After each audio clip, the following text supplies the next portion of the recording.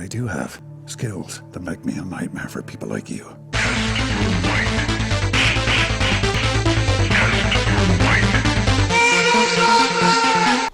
Village Dental. The culprits in all of this. This is the first response I got from Village Dental 4 days after me sending that big letter to everyone. Hi Mark, I am responding on behalf of Village Dental Care only. Your friend's vehicle was parked in a clearly marked private parking space for staff only. Vehicles unlawfully parked there can get towed away immediately, and there is no courtesy time. Yours sincerely, Eileen, Front Desk Coordinator. Really?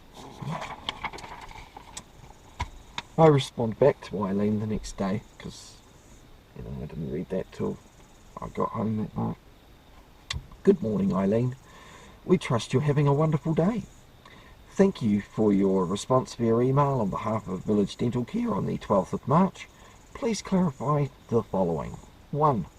Where does Village Dental Services have the terms and conditions of entry displayed? 2.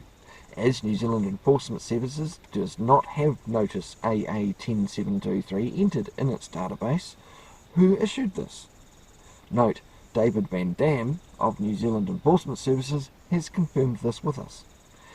As the Notice AA 10723 has no breach noted, where are you deriving your claim that your friend's vehicle was parked in a clearly marked private parking space for your staff only?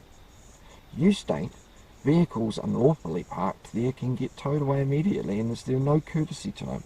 This is in breach of the Code of Conduct for Parking Enforcement on Private Land. Are you aware? 5.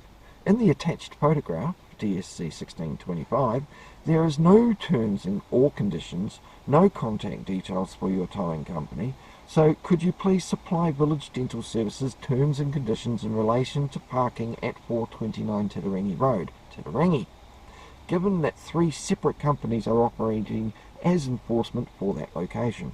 6. What is the time limit for your parking spaces? 7. Can you explain why NZES does not have AA 10723? Yes, guys, I'm well aware that they're reserved for staff. They don't actually offer car parking spaces for their customers. It's just so they've got a spot to park. Okay? But I'm just being thorough. 8. How is it that a 7-day appeals process is offered on the notice, yet Village Dental Services have not filed it with New Zealand Enforcement Services 5 days into this 7-day period? 9. We require proof of Village Dental's claim. Can this be supplied by you, given New Zealand Enforcement Services has nothing? 10. As New Zealand Enforcement Services is not a signatory of the Code of Conduct, and yes, it's voluntary, how do you propose to ascertain the details of the registered owner? Well, let me tell you, anyone can ascertain the details of the registered owner of any vehicle. They simply need to fill out a form. It costs $15 and it's non-refundable. It doesn't matter if it's a private individual or a company. Okay? So it costs them $15. Well, it costs New Zealand Enforcement Services $15 to access that register. As New Zealand Enforcement Services is not a signatory of the Code of Conduct, how do you propose to ascertain the details of the registered owner, let alone the driver, on that day at that time? Because don't forget, who's registered to the car might necessarily be the one that was driving it. And they need the details of the driver, not the registered owner or registered keeper. We require proof of authority or contract between the alleged driver of the vehicle and Village Dental Services, given no terms or conditions are posted for public purview. We attach the Code of Practices for Public Enforcement on Private Land for your information. We attach the Code of Conduct for wheel clamping on private land for your information. Because I'm good like that. I like to share information. We attach Jameson v. Murray 1983 with regards to towing. We suggest researching Police v. Kropinski 1993 with regards to clamping. We shall revisit 429 Titirangi Road and Village Dental Services in the near future for further inquiries. Now, I might need some dental work done. Publication of village dental services practices and New Zealand enforcement services with relation to parking management will be forthcoming. Should you have anything to add, please do so. Failure to respond within 7 days shall be construed that village dental services cannot produce sufficient evidence to support their unidentified breach allegation and that no evidence exists. So, if they don't respond in 7 days, they'll flush. Notice: all correspondence shall be published on multiple forums for maximum accountability and transparency in accordance with the Bill of Rights Act 1990 Section 14. Should Village Dental Services or New Zealand Enforcement Services continue to pursue Notice AA 10723 for payment, we would welcome and require the claimant to commence court proceedings in relation to this matter. We await your response or passive acquiescence. Have a fantastic day, Eileen. Mark. And I left my contact detail numbers, even the YouTube channel name. Note: if Village Dental Services continues to issue enforcement notices, be it unlawful or not, best do so correctly by completing the notices with the complete correct information as to fully and fairly inform the vehicle's registered owner, keeper, operator or driver. We suggest you stick to dental services.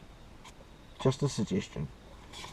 And of course I attached a ticket of their little parking sign that they have in their spots, which has no terms or conditions or nothing. It just says Village Dental Care, staff parking only, tow away. Don't seem fully informed. There's not even a phone number to ring. I'm guessing amalgamated, but that would be a guess. So that's what I sent her. I've not had a response yet. That was on the 13th. It's the 16th now. She's got 4 more days to completely ignore me, and that's the end of the matter. If she does want to respond and even supply a photograph of the vehicle parked there, it still doesn't tell us who the driver was. Now, I know who the driver was. I already have that information, and should they want that from me, well, I don't do shit for free. Just like the vehicle registry, I charge. I'm happy to supply that information. Of course, I wouldn't deny them that, but they probably wouldn't want to pay my charges. Shame, really. So, now, given the fact that even if they do have proof, let's not forget the mandatory information that's on that ticket isn't completed. So it's void to begin with, which is why I laughed at it as soon as I saw the thing.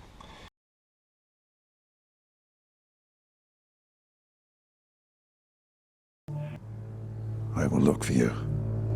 I will find you.